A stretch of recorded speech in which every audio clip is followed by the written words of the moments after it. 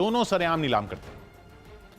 बिहार के कई इलाकों में नदियों के उफान पर आने से हालात बिगड़ते जा रहे हैं। भारी बारिश की वजह से वहां ज्यादातर नदियों का जलस्तर बढ़ चुका है। नेपाल की तरफ से पानी छोड़े जाने के बाद गंडक नदी भी रौद्र रूप में आ चुकी है, जिसका पानी बगहा के कई गांवों को अपनी चपेट में ले चुका है। ऐसे ही एक गांव में न्यूज 18 की टीम भी पहुंची, जहां चारों तरफ पानी ही पानी नजर आया।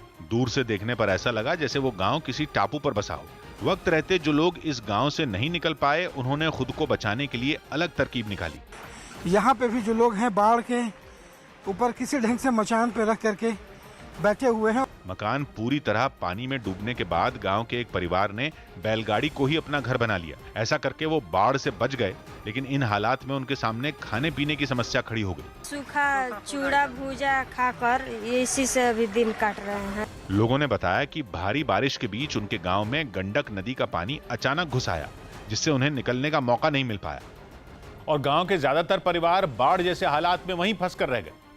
नदियों के उफान से बिहार के नवादा में भी इसी तरह की तबाही मचाई और वहां नदी के दोनों किनारों को जोड़ने वाला एक रास्ता सैलाब में बह गया। उस रास्ते के टूटने से नदी के एक किनारे की तरफ रहने वाले लोगों का दूसरे किनारे के लोगों से पूरी तरह संपर्क कट गया। तो उस पार का आदमी इस पर नहीं आता है और इस पर का आदमी उस पर नहीं जा पा रहा है। जमुई में भी भारी बारिश के बाद नदियों में आए सैलाब में किसानों के कई बीघा खेत बह गए।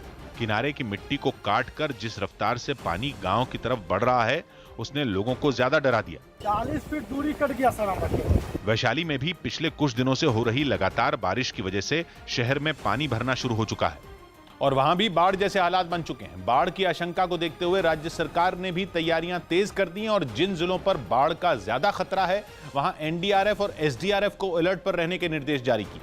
साथ ही बाढ़ की आशंका वाले जिलों में एनडीआरएफ की 10 और एसडीआरएफ की 6 टीमें तैनात की गई। इन जिलों में बेतिया, अररिया और किशनगंज समेत कई जिले शामिल हैं। सौभाग्य की एक बात यह कि बिहार में बाढ़ हर साल की कहानी है, जिसे रोकने के लिए पिछले 70-80 साल में